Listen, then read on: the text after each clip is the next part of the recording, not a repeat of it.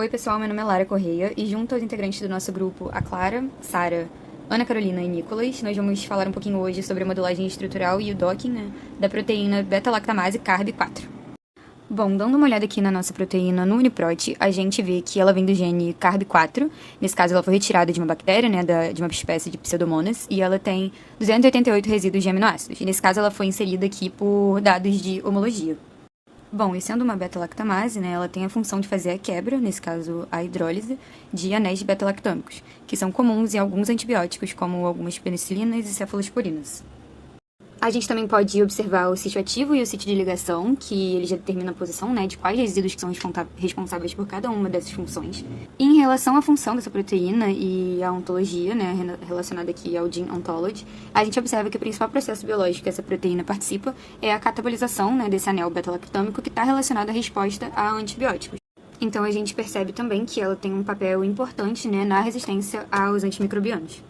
Então, gente, a primeira etapa é fazer a previsão da estrutura da proteína e nós escolhemos fazer isso através de uma metodologia de modelagem comparativa com modelos experimentais e também utilizando o Swiss Model. Então, a primeira etapa foi fazer o download do arquivo FASTA da nossa proteína, então a gente vem aqui no próprio UniProt fazer o download desse arquivo FASTA, a gente copiou o arquivo FASTA e foi para o Swiss Model, aqui aperta Start Modeling, aí vai aparecer essa interface, a gente colou e pediu para procurar por templates. A gente recebeu mais ou menos uma tela assim, vários templates. E para escolher os templates, a gente utilizou alguns parâmetros, como por exemplo o GMQE, que é uma estimativa global de qualidade do modelo, a identidade da sequência também, a cobertura da sequência e principalmente o método que foi utilizado. Então, por exemplo, esse primeiro já foi excluído porque ele utiliza AlphaFold e a gente está priorizando modelos experimentais. Então, a gente escolheu os 5 seguintes que eram que tinham os melhores valores desses parâmetros que a gente escolheu. Então, a gente pediu para construir os modelos e o que a gente recebeu foi basicamente isso aqui, 5 modelos. Para avaliar esses modelos, além dos parâmetros anteriores, a gente utilizou também o QMIN, que é basicamente um score energético que tem potencial estatístico. E para avaliar ele, dá para fazer isso pelo próprio score, 0,91, um score muito bom de QMIN, também através do QMIN Z-score e também, dá para fazer por essa comparação, que é o QMIN normalizado, pelo tamanho da proteína. Então, a gente tem aqui essa estrelinha vermelha, é o nosso modelo que está dentro dessa nuvem cinza escuro, que é uma zona de excelência. Então, isso significa que é um ótimo modelo. Dá para avaliar também cada modelo por outros parâmetros, como, por exemplo, os plots de Ramachandran. E aí, a gente observou todos os modelos e acabou escolhendo, por ser o melhor, assim, fazendo toda a avaliação dos modelos, o melhor seria esse 8J6Y1. Então, para utilizar ele, é só baixar aqui no formato PDB, que dá para observar no PyMol, e seguir fazendo a validação desse modelo. Então, depois que salvamos nosso modelo em PDB lá no Swiss Model, para fazer uma checagem mais aprofundada, a gente veio para esse site aqui, jogou nosso modelo PDB aqui e clicou Run Programs. Aí vai abrir essa aba que te dá 4 análises possíveis para você fazer, e para cada uma você tem que clicar Start para fazer ela. E eu não vou falar de cada uma individualmente por causa do tempo, mas elas focam na estereoquímica dos resíduos, nas interações entre os átomos e na compatibilidade do modelo 3D com o seu modelo 1D, a sua sequência. Aí a gente rodou cada uma e esses foram nossos resultados. Como você pode ver, isso aqui é só um resumo dos resultados, mas se você clicar aqui no Full Results, vai aparecer um resultado mais aprofundado de cada. Nossos resultados não foram excelentes, mas para o propósito dessa dinâmica, a gente resolveu continuar com esse modelo mesmo, para fazer a docagem. Olá, boa noite, eu me chamo Ana Carolina e eu fiquei com o objetivo de fazer o conjunto de ligantes e decoys para a enzima beta-lactamase, que é a enzima destinada ao meu grupo. Primeiramente, eu precisei obter os ligantes reais utilizando a plataforma CookChain, com atividades contra essa beta-lactamase no formato SMILES.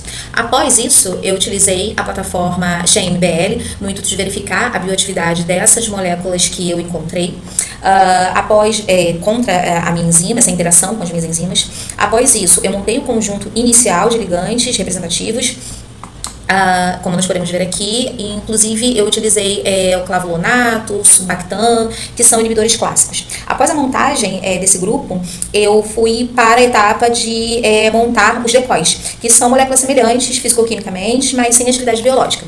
Eu tentei utilizar o DUD e o DUD-Z, como vocês podem ver aqui o DUD está aberto, mas eu tive alguns problemas.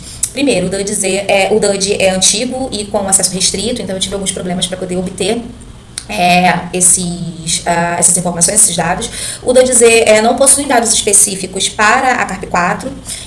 Além disso, eu tive dificuldades práticas no download, então nós optamos por gerar os nossos próprios decoys.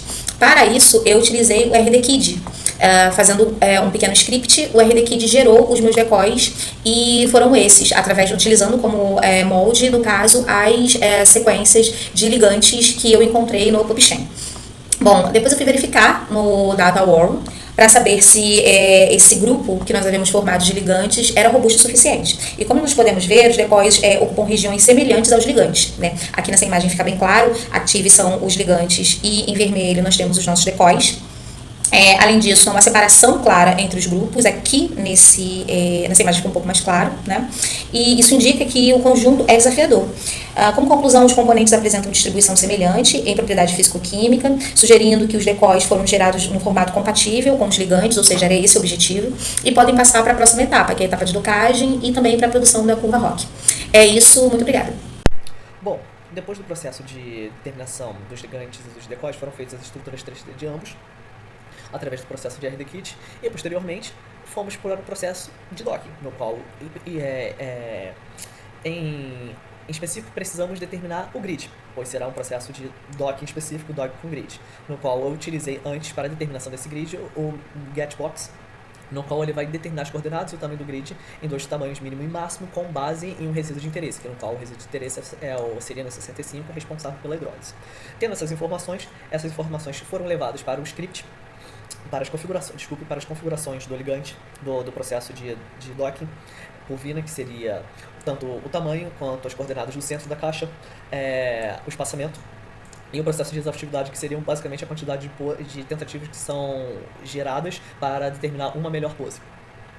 Com isto, tivemos os resultados tanto do ligante quanto dos decoys para a determinação da curva ROC. Dentro do processo de determinação da curva ROC, necessitamos que tenha uma capacidade de diferenciação que será determinada pelo valor da curva de, no mínimo, 0,6 ou 0,7, para conseguir diferenciar os verdadeiros positivos dos falsos positivos. Como demonstrando aqui, não houve essa possibilidade.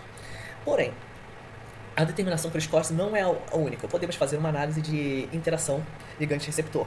Esta, que agora estou mostrando, foi feita pelo software Protein Plus, no qual temos várias poses do melhor ligante em relação aos scores, que foi o ligante OMS, e que ele teve um valor de score de -7, tendo uma variação dentro de todos os gigantes rodados. Foram -7 a -5, sendo quanto mais negativo, melhor nesta questão de scores, de pontuação dos scores. E podemos visualizar que esse ligante teve uma interação com a serina 65, esta, responsável pelo processo da hidrólise, além de outros resíduos de interesse, fazendo com que ele não só apenas interagisse com o resíduo responsável pela hidrólise, mas outros resíduos que possam estabilizar o mesmo dentro dessa posição, fazendo com que ele possa ser um bom possível inibidor. Logo, dentro de todos os processos que fizemos, desde a modelagem ao docking, todos foram bem sucedidos, com exceção da curva ROC. Bom, espero que tenham gostado e até uma próxima.